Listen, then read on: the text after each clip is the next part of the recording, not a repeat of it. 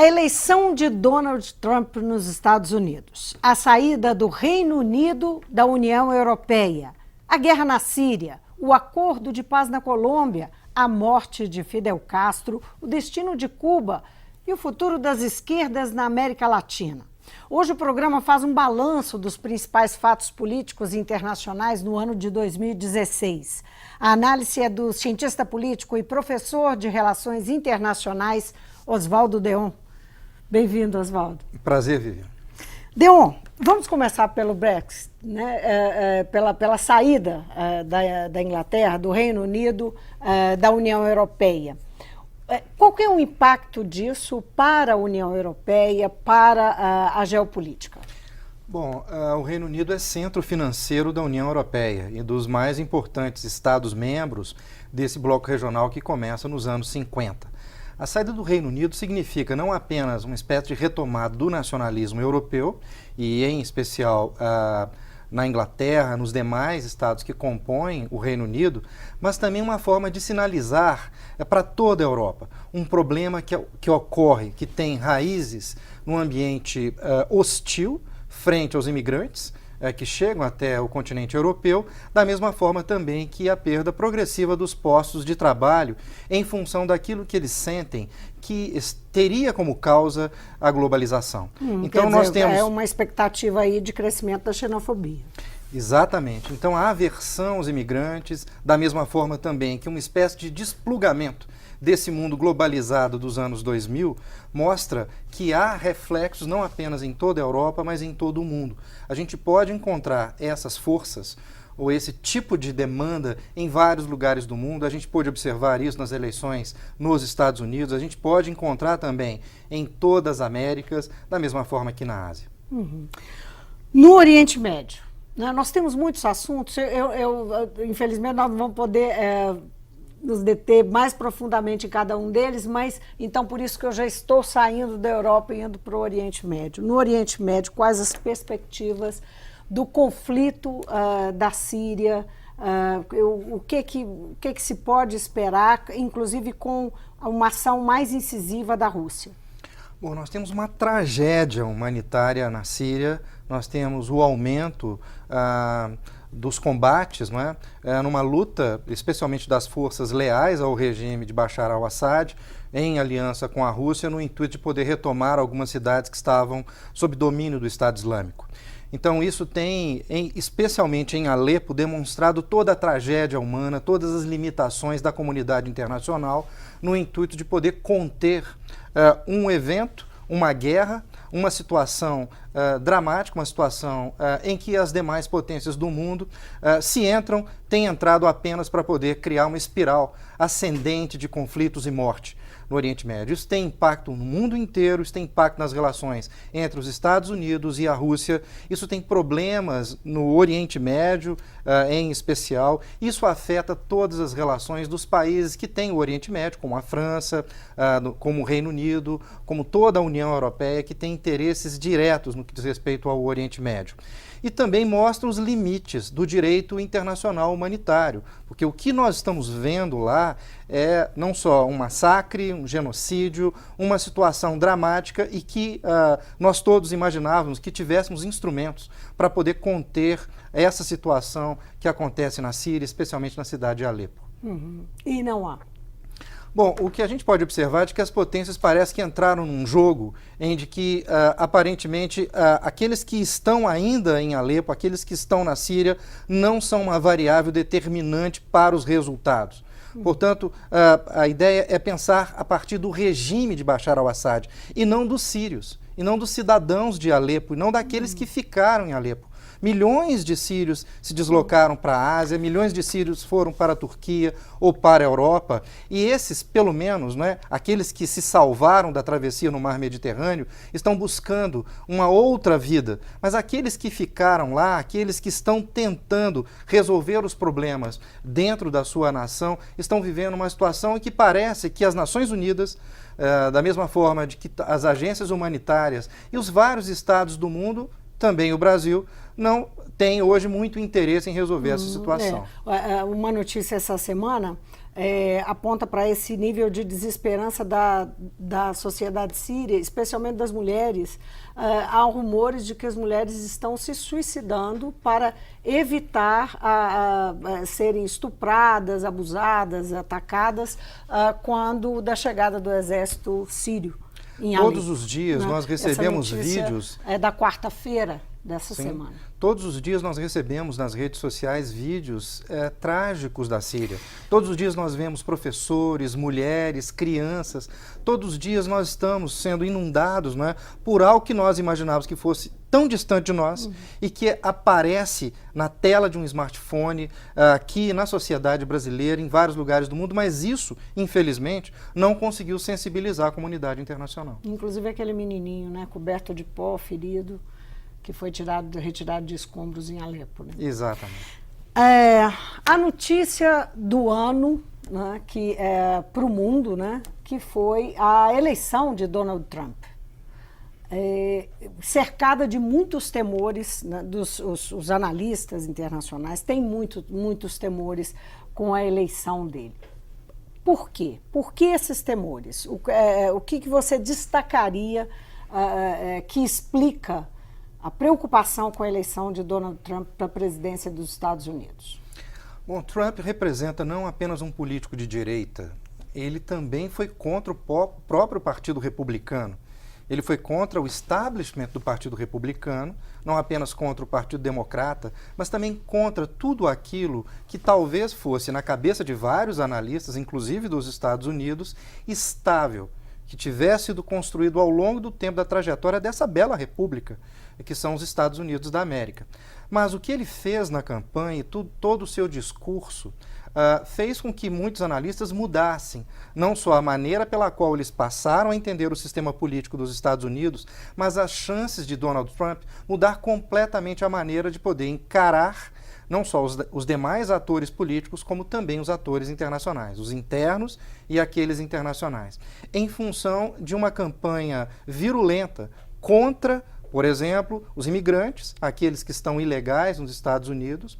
Contra o establishment, Trump fez, por exemplo, né, uma campanha contra Wall Street. Então ele conseguiu colocar na parede vários daqueles que sustentam o regime ligado às finanças, ligado às ações, ligados ao mercado de finanças dos Estados Unidos, que sustenta parte importante do capitalismo financeiro de todo o mundo e que tem relações com o Brasil, com todos os demais espaços do capitalismo do mundo inteiro, da mesma forma também que colocou em risco as relações de comércio dos Estados Unidos com o mundo.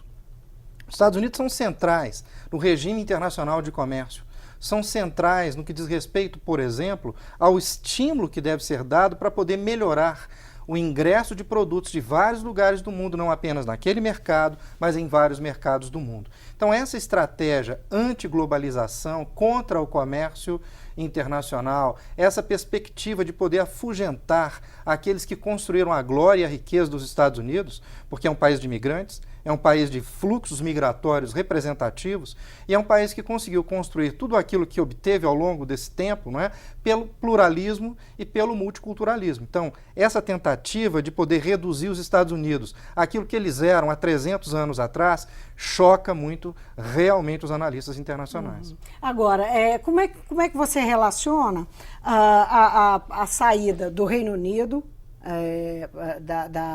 da União Europeia, a guerra da Síria e a eleição do Trump? Como é que você vê esses três elementos aí, né, relacionados neste momento? Há um problema maior, que é um problema da ordem política global que emerge após a Segunda Guerra Mundial. Nós estamos vendo aquilo que talvez seja o fim dessa ordem. Essa ordem que manteve as grandes potências capitalistas no lugar político que elas sempre estiveram. Um mundo dividido entre a Europa e Estados Unidos, com uma pequena relevância para a Ásia.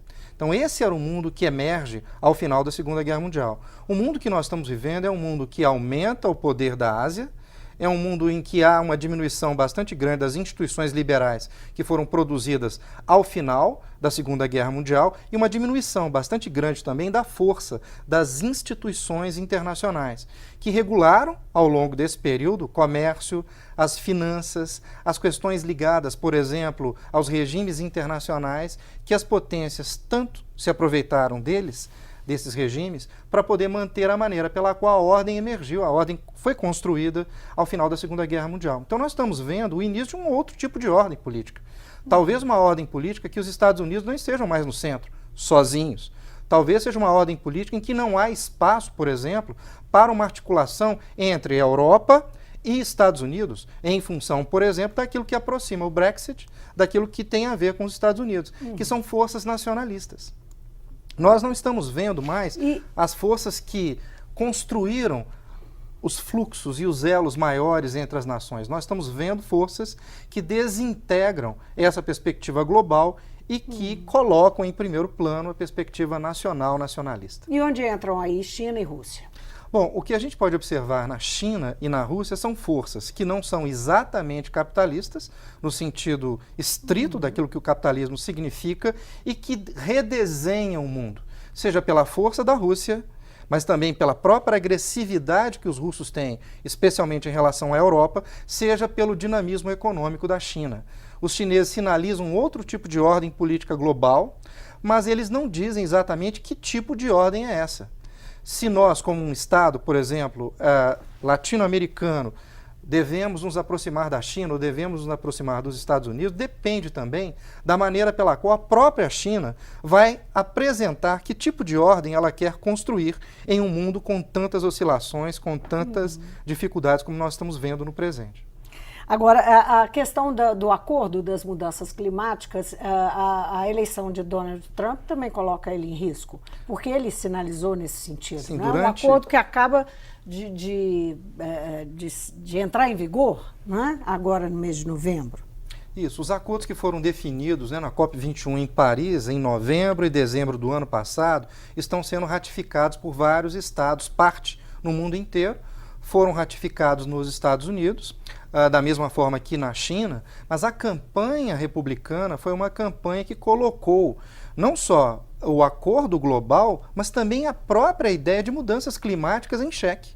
Porque parte importante dos assessores de Trump não acreditam que existam mudanças climáticas, de que isso é uma espécie de ficção, alguma coisa construída pelos ambientalistas e que, portanto, é uma maneira de poder reduzir o desenvolvimento dos Estados Unidos. Então, esse tipo de lógica que nós estamos tendo que discutir, esse tipo de situação. Como é que você viu o secretariado, né, que vem sendo anunciado? Né? Bom, parte importante daqueles que foram anunciados, né, ainda não tomaram posse pelo Trump, pelo presidente eleito, são ligados ao mundo militar. Alguns deles são ligados às grandes empresas, né? Alguns deles também são ligados mais a ele em função de uma campanha movida em parte pela intolerância, em parte por uma tentativa de poder chamar a atenção dentro do próprio Partido Republicano, em parte uma campanha anti-establishment. Então a gente pôde observar, por exemplo, vários ex-assessores de Trump na campanha, que, por exemplo, editavam sites racistas. A gente pôde observar, por exemplo, que o secretário que vai estar ligado ao Pentágono, né, de defesa, tem uma relação intensa com a ideia construída de que os problemas de segurança dos Estados Unidos têm a ver com os islâmicos, e esse é um problema terrível e um desajuste que tem a ver com uma percepção equívoca da maneira pela qual se constrói política de defesa, não só nos Estados Unidos, mas no mundo inteiro. Agora, e alguns que são ligados, né, aos setores mais radicais da política externa e das Forças Armadas dos Estados Unidos. Agora, você acha que a construção desse secretariado denota que realmente Donald Trump vai cumprir os discursos de campanha? Você entende dessa forma? Todos nós imaginávamos que Trump seria socializado não só pelas forças do establishment da Casa Branca, mas também pela própria limitação que a burocracia poderia impor a ele. Então, há muitos assessores que estão na Casa Branca há décadas.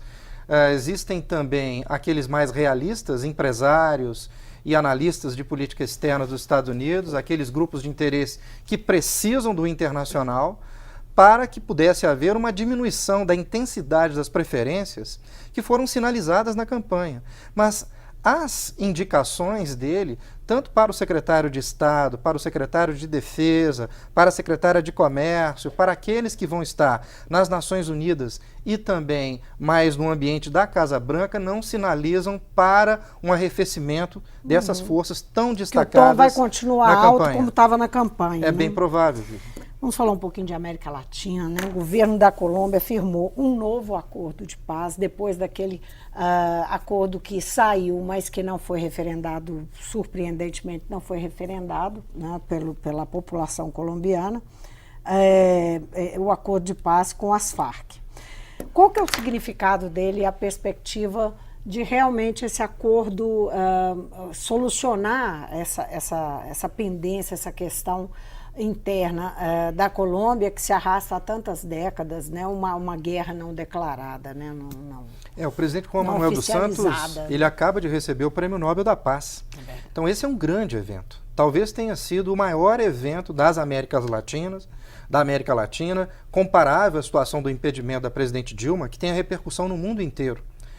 Para os analistas internacionais, aquele primeiro momento, quando da recusa da população colombiana, em poder ratificar os acordos de paz construídos pelo presidente com as Farc, pudesse significar toda uma tragédia frente a todo o esforço feito pelo governo colombiano, no intuito de poder resolver os problemas anteriores do Plano Colômbia e do governo anterior do Uribe. Então, o que a gente pode observar agora, em primeiro lugar, é a capacidade do presidente colombiano, de várias forças na Colômbia, em poder circular esse problema e criar uma nova expectativa para que possa haver a entrega das armas, para que possa haver a reconciliação na sociedade colombiana e que possa haver a retomada do desenvolvimento e das relações, não só com a Venezuela, que é, na região, aquilo que pode significar mais tensão no norte da América do Sul, da mesma forma também que com o Brasil. É uma pena que o Brasil não pudesse estar no centro desse tipo de debate, tendo em vista a mudança da sua política externa. Muito provavelmente pela maneira pela qual o chanceler Serra tem conduzido os rumos da política externa brasileira nesse momento, mais voltada para o comércio que exatamente para a resolução de conflitos regionais. Você se referiu aí ao impedimento, ao afastamento da presidente Dilma. Esse impeachment da presidente, você coloca entre os fatos mais relevantes do ano em nível internacional? Eu acho que havia um distanciamento bastante grande dos problemas que aparecem desde 2013 no Brasil. O noticiário internacional pouco se ligou nesse tipo de situação, mas a partir de 2016, e em especial a partir de maio, né, quando há, por parte da Câmara Federal, em agosto, quando há a saída definitiva, né, da presidente Dilma, parece que o noticiário internacional deu grande repercussão a isso.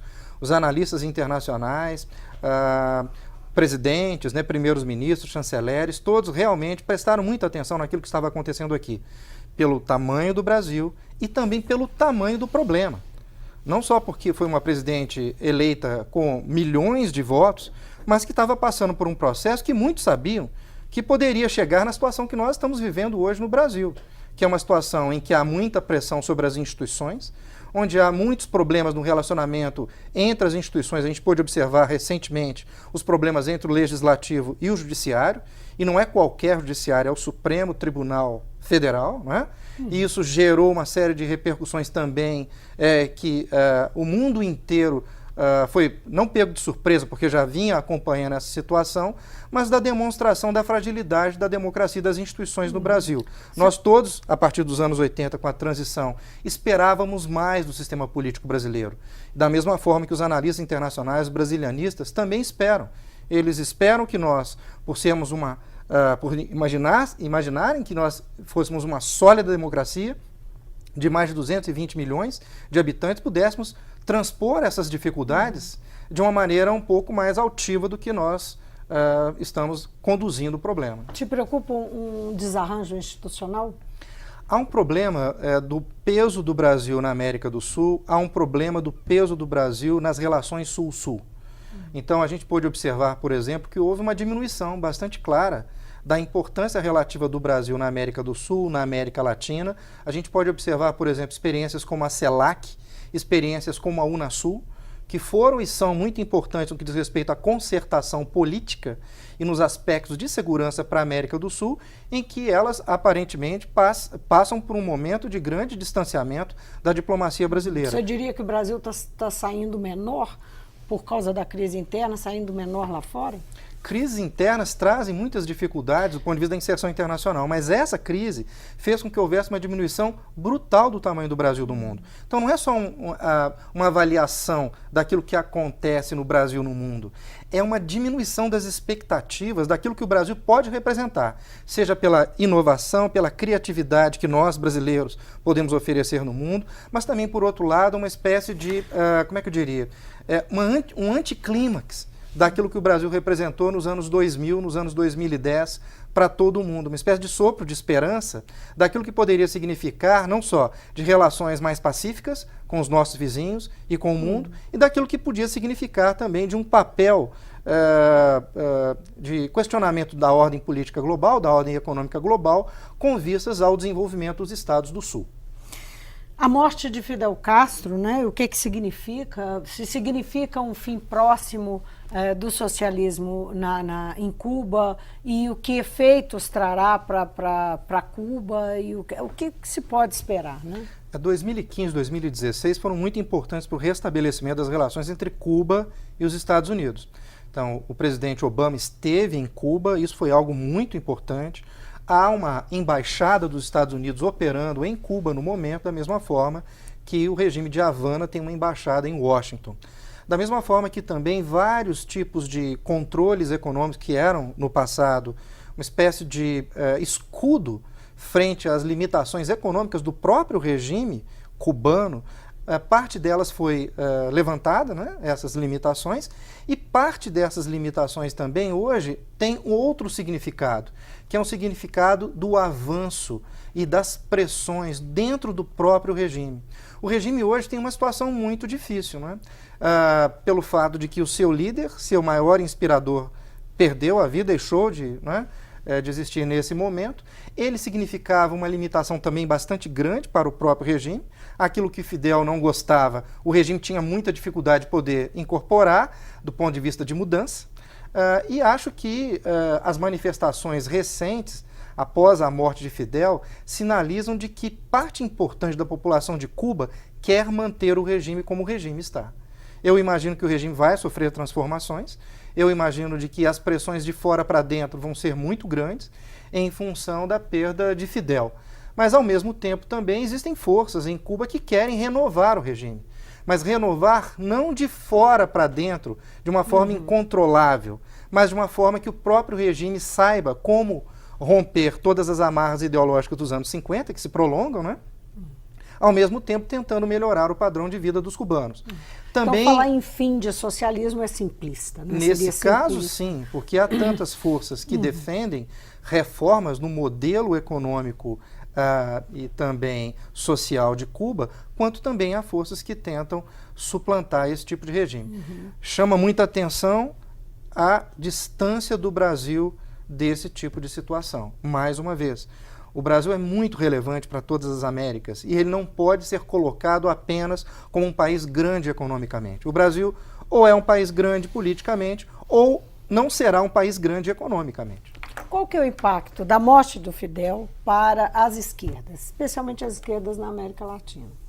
Eu acho que ele talvez fosse uma espécie de inspiração, né? Uma inspiração mais dos anos 50, alguma coisa mais romântica, mas que parte importante do seu legado se conserva, né? A busca por igualdade, uma tentativa de poder criticar o capitalismo. Mas isso é insuficiente para as esquerdas contemporâneas, imagino eu.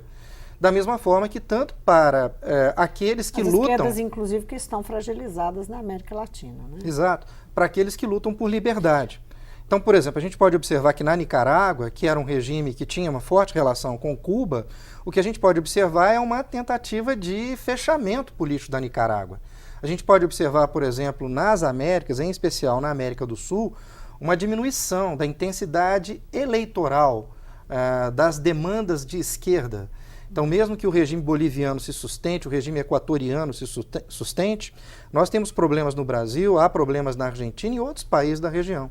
Mas veja, o problema, Vivian, não é só das esquerdas, também é da direita tradicional. Há uma nova direita no mundo, que não é uma direita demandante de liberdade.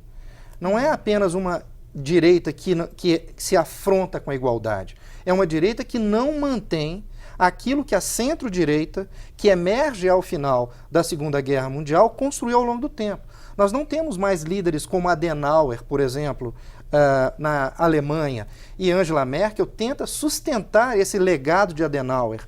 Nós não temos mais líderes como, por exemplo, Chirac na França. Nós temos líderes como Marine Le Pen na França. Então, são líderes bem diferentes. Então, eu acho que tanto a esquerda quanto a direita, a centro-esquerda e a centro-direita, caso nós continuemos a ter esse tipo de situação no mundo, estão ameaçadas. Isso é um evento que extrapola, você se referiu à Europa, à América Latina, então é um fenômeno que pode-se dizer quase que mundial, claro, do crescimento da extrema-direita, é uma tendência. O crescimento da extrema-direita também é o crescimento do nacionalismo. O nacionalismo de hoje é um pouco diferente do nacionalismo de antes. O nacionalismo de antes era um nacionalismo estatista, hoje é um tipo de nacionalismo liberalizante. Então, é um nacionalismo diferente, mas ao mesmo tempo as bandeiras contra os imigrantes, da mesma forma que a bandeira contra trabalhadores, da mesma forma que uma tentativa de poder abolir as liberdades, os direitos, da mesma forma que poder se colocar contra uma série de elementos constitutivos, né, dos valores, dos direitos que nós construímos a partir da Segunda Guerra Mundial, estão ameaçados por esse tipo de associação entre uma direita extrema, que se articula no mundo, e as correntes mais nacionalistas, que ganham espaço também. Deon, vamos esperar que 2017 não cumpra tantos prognósticos dramáticos, né? É muito difícil não ser pessimista nesse momento, Vivian. Muito difícil. Muito bem. Muitíssimo obrigada por vir ao Mundo Político. É um prazer, Vivian. Eu conversei com o cientista político Oswaldo Deon, professor de Relações Internacionais do IBMEC. Nós falamos aqui daquilo que foi destaque, os principais fatos políticos, os principais eventos políticos de 2016, que infelizmente não tem muito a dizer e nos oferecer muita esperança em relação ao futuro. Vamos aguardar. O Mundo Político fica por aqui. Obrigada por nos acompanhar e até o próximo programa.